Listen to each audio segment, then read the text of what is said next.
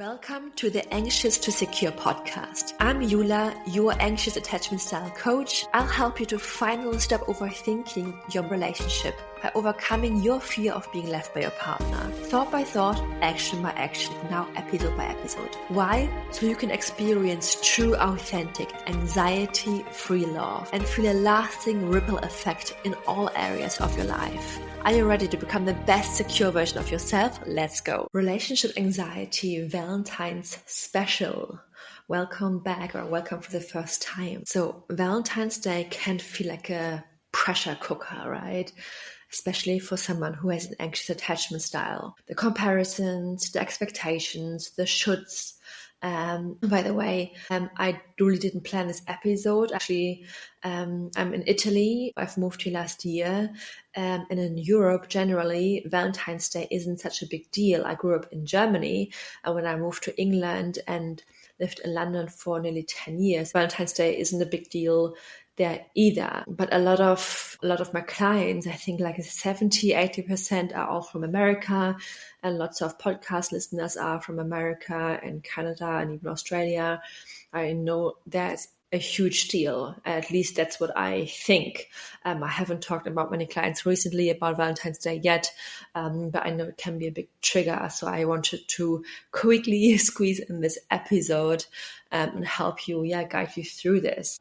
I literally just finished work actually, and I already wanted to finish editing the podcast episodes. I just recorded 2 for next week, and then it hit me, wait, next week is already Valentine's Day, and my partner and I just wanted to do something small, probably just going out for dinner, and then I realized it's already next week, and of course I usually record my episodes the week before, meaning now is already the last minute to do this. So anyway, because I know this brings up a lot of anxiety for you, I quickly wrote down some notes. So this episode shouldn't be too long, but it's also, I think, a lot of clients' examples about the past year, especially, and examples I can bring up that I help my clients work through this. So I think it can be very powerful, and things in general that brings up relational anxiety that we can touch on today. And I wanted to make sure you had, a resource to manage your emotions if this day feels really heavy. So you can download this already. And even in general, I think we touch on a lot of areas you can apply in general if you're feeling triggered, not just for Valentine's Day. Before we jump in, I added a whole new section, by the way, just now, also about if you're a very romantic person, if you love, you feel deeply, you believe in magic and connections and maybe even soulmates. And that means Valentine's Day can feel even more triggering because it should be this really beautiful, romantic, special day, right? And what happens when it doesn't live up to your expectations? It can feel very scary, anxious. You might have a lot of doubts and you jump to conclusions. And when your partner doesn't show up in the right way for you, like you hoped he would, that can trigger your anxious attachment. And that's what I, address later on as well. So anyway, this day is really marketed for perfection. Big gestures, romantic dinners, the proof that someone loves you. But for anxious attachment, it's often more like a test. Do they love me? Does she really like me? Is he doing enough? Will he do something special? Will he take me out? Will he surprise me? What if he, cares more about, I don't know, his car than me? Will he send me flowers to work and so everyone knows how much he loves me? If you already feel insecure in a relationship, this day just magnifies it. It's not really just about Valentine's Day. It's about the thoughts you already struggle with. It just amplifies the actual situation. If everything is good in your relationship, this wouldn't really trigger you much.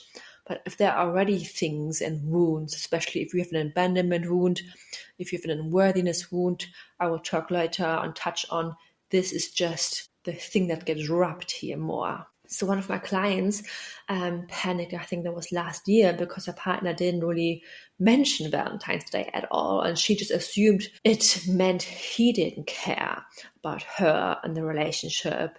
But when we worked through it and I, asked certain questions and coached her a little bit, she actually realized she was already feeling uncertain in her relationship. She never actually communicated what she wanted. Also really important. Our partners can't mind read, even if we think they know everything and they should know everything. They just can't. And her anxiety was making her look for proof that she wasn't loved, because our brain does that. Hint, hint. Our brain always will find proof for your beliefs. So if you believe your partner doesn't like you, your partner doesn't love you, your partner is going to leave you, which is kind of what the abandonment wound will tell you, you will always find proof in that. And that's why Valentine's Day can be so triggering for you as well, because if you have this wound already, it's just this huge thing. So I want you to ask yourself, if Valentine's Day didn't exist, would you still be questioning their love today? And if the answer is yes, which can happen, because if you have an anxious attachment style, you might most likely say yes to this. This is about your inner security, not about this day. And yeah, something else I want to mention is should statements. I hear a lot of clients use should statements, and I notice this about myself, that these should statements about our relationships, about ourselves, about our partner, can amplify everything that's happening, and then make it all worse. It's like, they should know what I want. They should make a reservation without me asking. If he loved me, he would make me feel special, and he should do X, Y, and Z. He should buy this huge bouquet of flowers and shower me compliments. And if they really loved me, they would go all out with a big bang.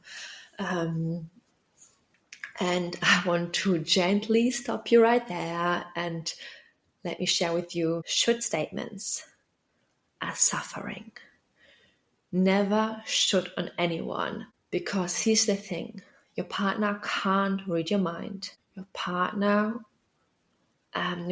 way of showing love might be different from yours. Love isn't proven by a fancy dinner or by this huge grand gesture or surprise. And love is actually created by your thoughts, not through his or her or their action. And who says they should? Is there a Bible where it says they should act in this way, and that equals love, and this means they love you, and this means this is a healthy relationship? No. I can tell you what I think, but again, there's no rule for anything. You need to learn to what feels true for you and what feels right for you. And if there's something that feels right, then it's good to communicate that from a detached and grounded place. And your partner, is a human being, and he or she, they have their own free will. So you can ask for something, but then always realize, just because you have this idea of this special day, they can maybe have a completely different idea. Because again, just because you really value going out for a restaurant into this huge fancy place, your partner, often, opposite attracts, might value something completely different. When I used to date my partner in the early days, I had this stupid idea. Sorry, now I'm going to say stupid, because I saw this on social media, I was planted the seed in my head that, ooh, it's so great if your partner buys you an outfit, puts it on your bed, and says, hey, honey, you should wear this and let's go out tonight. And I thought this would be this huge, sexy thing that your partner should do for you. And I thought that was romantic at that time. Now I think it's completely ridiculous. And I also used to think getting dressed up is this amazing thing and going to this fancy restaurant. And I still like going out and dressing up. But my partner didn't like that. He still doesn't like that. My partner is much more easygoing, relaxed, casual. And if we ever go to a restaurant, he is actually more anxious and wants to leave the restaurant after 10 minutes or as soon as the food comes, and we finish that. And having learned that to find a balance, to find a compromise has been the most amazing thing for us, because it's all about the balance, really, like understanding, what, I really love dressing up and going out occasionally, and not staying home all year, when my partner prefers to have the low-key events and the casual ones, and rather have a walk with his hiking trousers, which are super ugly, by the way, but anyways, so that's his thing. And learning to, do his thing and my thing when the time is right is really important. So when we go out for dinner, I'm not going to make him sit there for 3 hours. I'm just going to sit there as long as it feels comfortable. And yeah, I think that's something that I've really learned, that you can't change who your partner is and you don't want to. It's much more relaxing when you can enjoy each other's companies in the way for who you really are, and then find like the little compromises in between. So also a client told me once, I think she said something like, oh, I shouldn't have to ask for flowers, right? He should just know that I want them. And I think that's a very typical example, something you see on social media all the time, when suddenly he knocks on the door with flowers. And when we uncover this a little bit deeper, we actually realize where this came from. And then she actually told me that she actually never said anything to him how much flowers meant to her. We realized that he grew up in a family where Valentine's Day was not a big deal. And his way of showing love was doing it through like little daily interactions, like bringing her coffee in the morning and doing things like this for her. And she was measuring love in a way that didn't match how he was expressing it. And that was very important for her to be able to feel loved and to receive love in the way he was showing it to her. So once she communicated her needs as well, he happily bought her flowers occasionally, not in the way how she would love it, of course, but that's not the point. The point is that she was able to first of all receive it in the way that he was expressing it and showing it through other ways.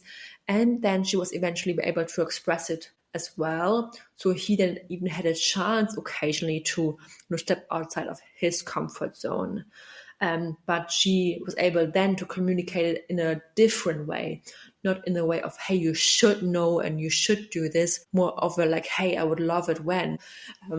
It's more like, hey, it's great, but it doesn't have to be, because by this time she already felt loved. Yeah, I think that was very powerful. So yeah, she really realized that it didn't mean that he didn't care. I get goosebumps, thinking about it. So ask yourself, are you testing your partner maybe without even knowing? Because as an anxious attachment, as a method, a lot of times we are kind of testing our partners, not even being aware of it. I know there's this test, was it on TikTok, when the anxious partner asked their avoidant partner, oh, would you love me if I was a worm? This kind of stuff. So the next thing I want to talk to you about is comparison as a killer in relationships. Hey, are you ready to stop second guessing, to stop clinging out of fear, and finally feel secure in your relationships? I've created something just for you. It's a 149-page instantly downloadable guide that will kickstart your attachment journey. Let me share my story with you. I used to think that doing more would be the key in my relationship. I thought setting boundaries would push people away. I clung onto my partner thinking it was love until I realized it wasn't. It was fear. I was stuck in doubt, fights, and tears. Then I discovered the secrets I'm sharing with you in Attachment 101, the master guide that really changes everything. I started feeling empowered instead of anxious. I built deeper connection with myself and then also with my partner and friendships and with my family. My relationships became much lighter, stronger, and more fulfilling. I've stepped into a whole new chapter of love and security from within. So you might think things like this: if I just try harder, they'll love me more.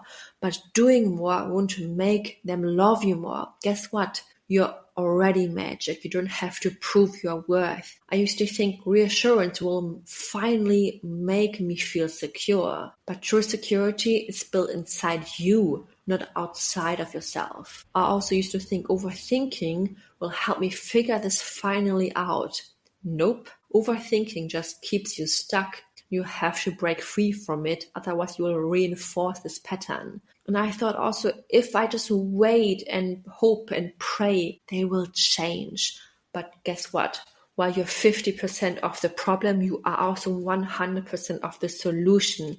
And actions create results. So shifting these beliefs will change everything for you. And I'll show you in the guide how we will break through more myths. And inside Attachment 101, you'll learn exactly how to break free from your anxious cycles, build real security from within. And here's a little sneak peek: why attachment theory is the missing link to lasting love, how to stop clinging out of fear and start building fulfilling relationships, the real reason behind your anxiety, and what tools really work. My 4R method, the blueprint that healed my anxious attachment in just 6 months. Imagine feeling secure in your relationship with clarity instead of doubt. And the best thing is it's only €7 right now. Start healing and download the Attachment 101 Master Guide right now. It's in the show notes. Ask yourself, how would your relationships change if you didn't feel anxious, doubtful, and insecure anymore? Let's go. Scrolling social media on Valentine's Day is dangerous.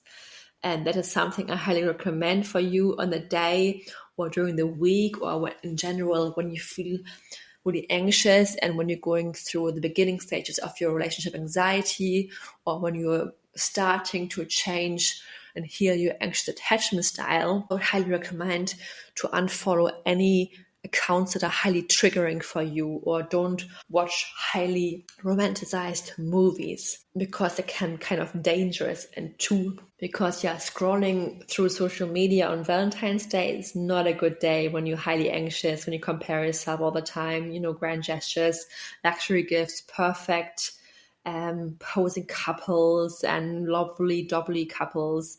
And, suddenly whatever your partner does or did feels not enough. But guess what? Social media is just, this perfect highlight reel of, everything is perfectly going right in other people's lives. And it's not the full picture. We all know that. And whenever I see a comment of someone saying, if not this, then nothing, it's just so wrong. And I can't believe people actually fall for this kind of stuff still. We should all kind of hopefully know better by now that this is not the entire relationship. And if you realize these couples are always posting only this type of content, that they're influencers and they make money from this kind of thing, and actually it can be very dangerous if you have this job with your partner, that you have to post all the time happy perfect moments together. That's why I also would never never say never, but I would hardly avoid putting my partner into my business and pretending everything is great and filming us all the time, because then becomes this fake situation. I have to fake this amazing moment. I have to pretend we are kissing and happy, and it's just becoming fake all the time. But people buy it, unfortunately. They still do, because they just want hope. They just love, and I get it. That used to be me. So especially on Valentine's Day, the couple that is posting the 5-star dinner might have fought on the way to get there, but then suddenly, just for this quick video, everything seems perfect. That actually used to be me as well. My partner and I used to fight, and then suddenly we took this cute picture, but later on I couldn't even stand looking at the picture because I knew we just had an argument. So for me, it ruined the entire day. But yeah. So I highly recommend avoid trying to be on social media, at least on these highly romantic accounts. I usually just follow puppies, cats, and just do my, research for my coaching business, and that's it. That's it usually. And you don't know their reality. It's not yours. You only see a small bit, and yours doesn't need to match theirs. So let's talk about love languages and the misuse of them. And I'm going to do a whole new I always say that I'm going to do a whole new episode on this, but it's true. There's so much I want to talk about. That's the reason why I'm always doing 2 episodes a week, because I have so much to share with you.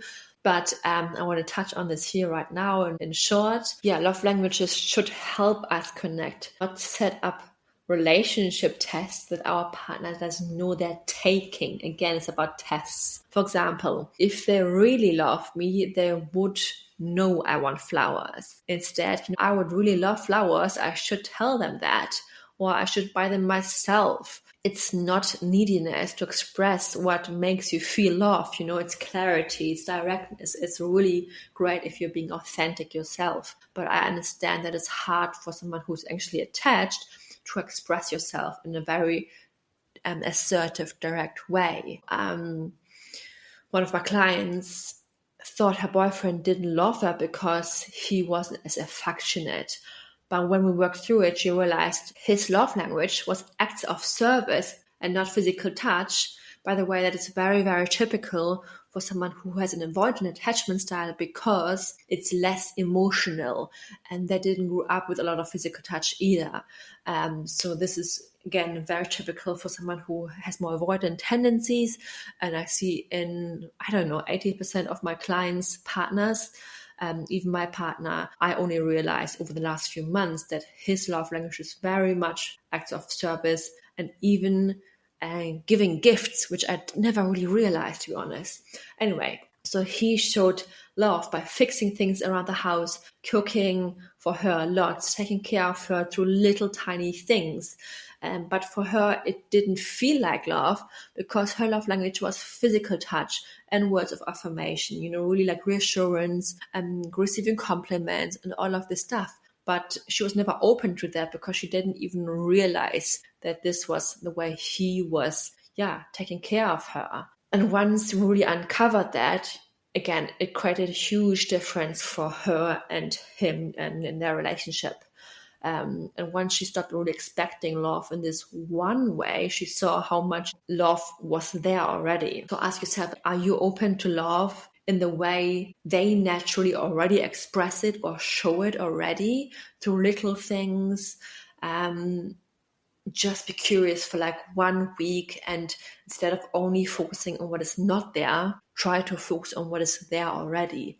That can reveal so much. So, and then if you already feel anxious in your relationship, even the biggest gesture won't feel enough. I've noticed this in myself, and of course in the people who I coach. Why is that? Because no external action can really fix, our internal situation, our internal insecurity. So if your emotional cup is empty, even Valentine's Day won't magically fix it.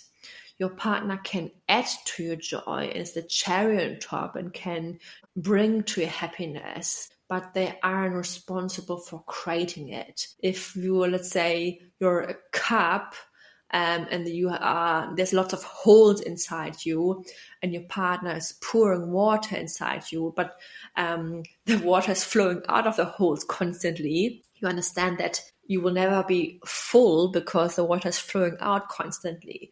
That's kind of like if you have an abandonment wound, which is so big, no amount of love or security will ever be enough to make you feel whole. Or if you're already going through a very rough patch at the moment in your relationship and everything else is going wrong, or you just feel very insecure, or with your body you feel very insecure and unhappy, or you have other problems going on at work, and everything just adds up towards that. So maybe ask yourself, if you made today about loving you and try to create safety and security from inside of you, rather than chasing it through your partner's actions or words, how would it feel different?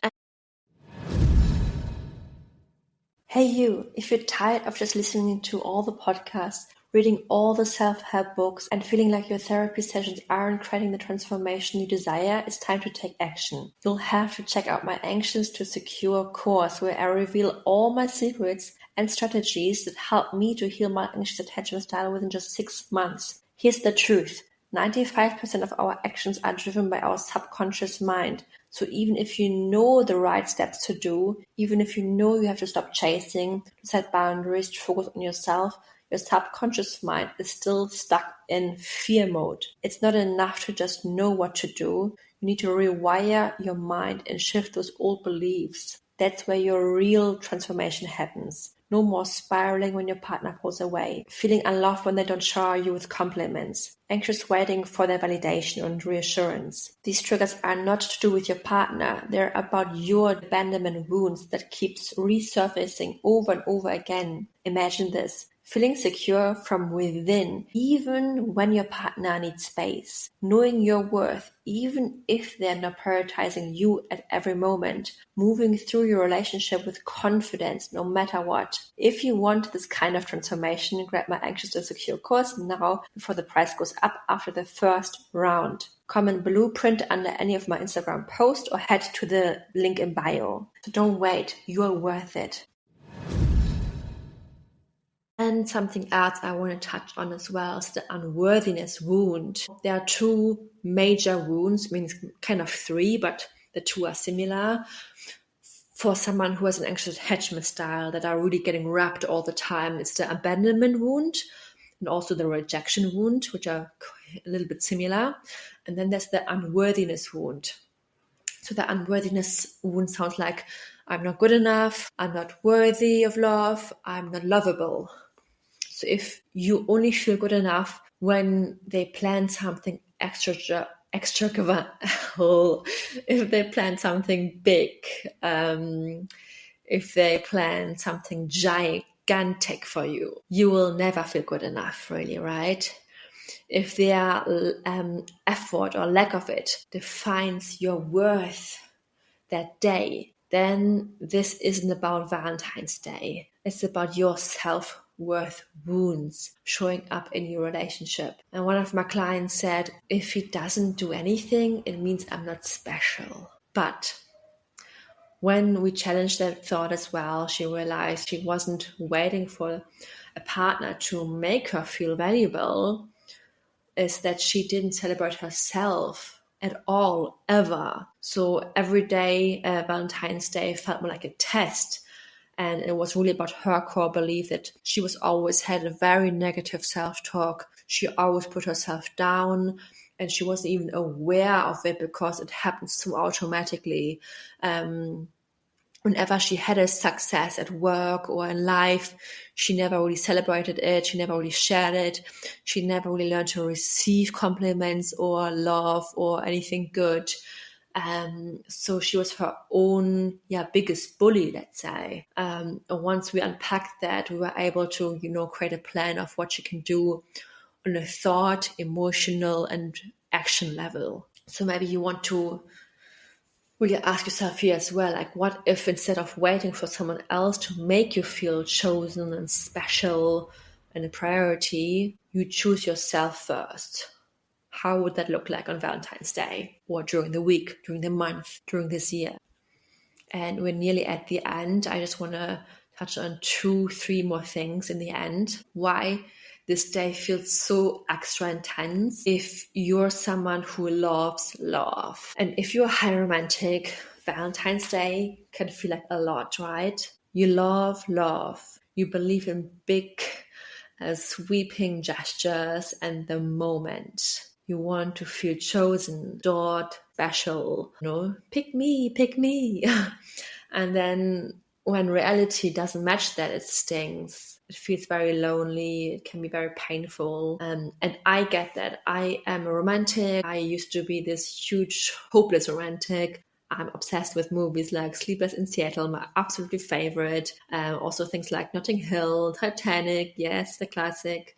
10 Things I Hate About You, Never Been kissed before.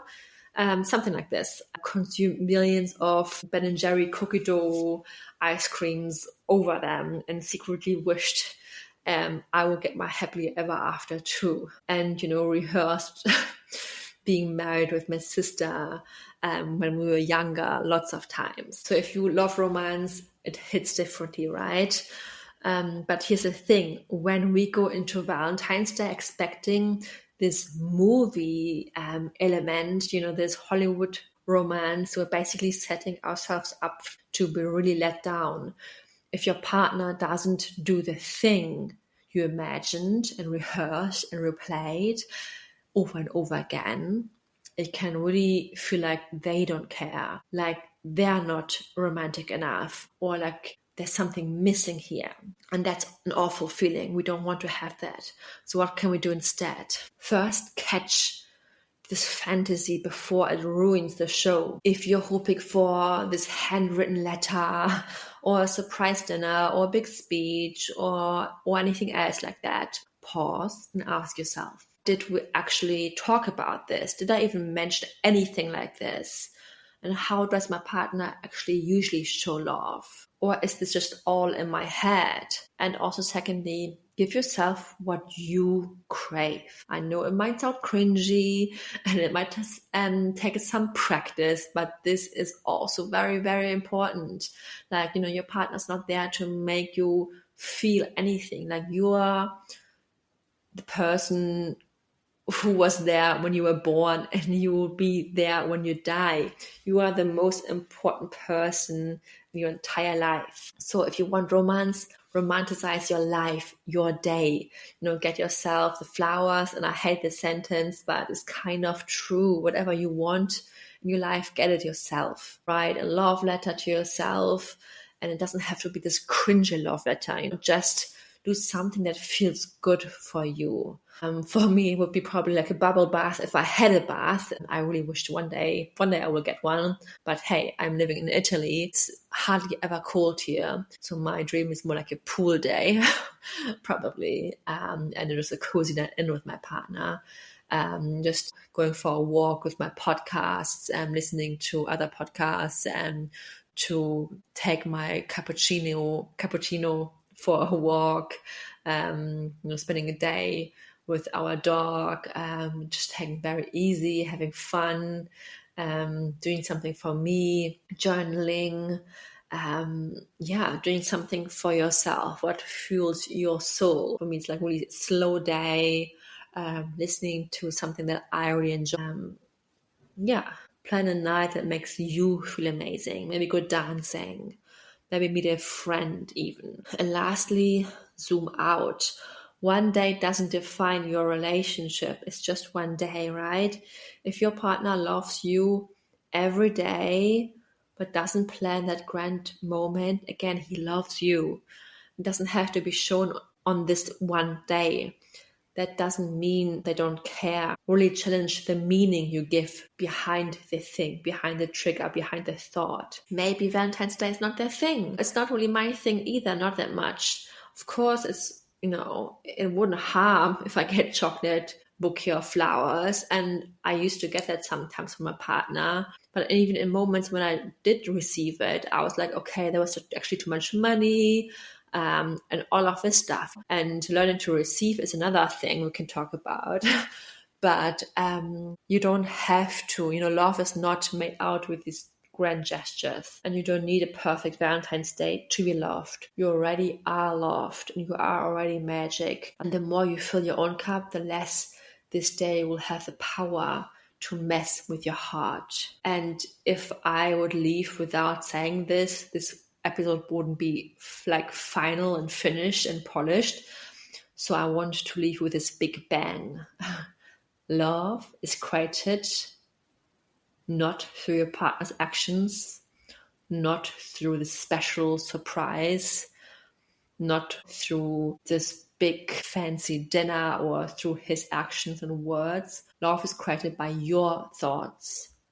Yes, if you're new to this podcast, you want to listen to this again. Love is created by your thoughts. Your thoughts create your emotions, and your emotions create your experience of love. If you're constantly thinking, I am not good enough, or they should do more, you're setting yourself up for disappointment. And of course, you can't feel love if you don't have loving thoughts. But if you shift your thoughts to maybe, I am loved and I'm enough, even if I'm not showered with these huge grand romantic gestures, even if my partner doesn't show up in this exact specific way. My partner is showing love in his own way. Perhaps I can simply ask for what I want, and if this doesn't happen exactly as I want, that's okay, because I'm enough and I'm worthy anyway. But you want to find thoughts that really feel true for you. You don't want to, gaslight yourself here. You just want to find thoughts that are true, that are believable, and that you want to repeat to yourself. Again, love isn't just about this perfect day. It's about how you think and feel every day in a relationship. So what thoughts are creating the love in your relationship? What thoughts do you want to challenge that takes the love away and creates anxiety right now? And then be curious and try on thoughts that really still feel true and that you really rather want to believe and think and repeat to yourself. Don't beat yourself up. Don't be a bully, but be your best friend. Because when you change your thoughts, you change your experience of love. And when you have loving thoughts, you feel loved. And that's when the real magic happens. So, if Valentine's Day has been an emotional roller coaster for you in the past, know this. It's not about the day. It's not about the day. It's about what you believe about yourself. Love isn't measured in gifts or reservations. You don't need external proof to be worthy. A secure relationship isn't built in one day. It's in the everyday moments. So you're enough with or without this grand gesture on Valentine's Day. And I hope this was helpful for you today. Have a wonderful Valentine's Day, or just a normal day. Have a wonderful week. I see you next week. Bye-bye. Thank you so much for being with me here today. Remember, change in your relationship starts with you. Thought by thought, action by action, and episode by episode. If you love this episode and want to give me a virtual high five, please give me a 5-star rating wherever you're listening from. It really helps me to boost this podcast a little bit higher in the ranking so I can help even more people just like you. And even share it with one more person you think would really benefit from this episode. Have a wonderful rest of your day. Thank you. Bye-bye.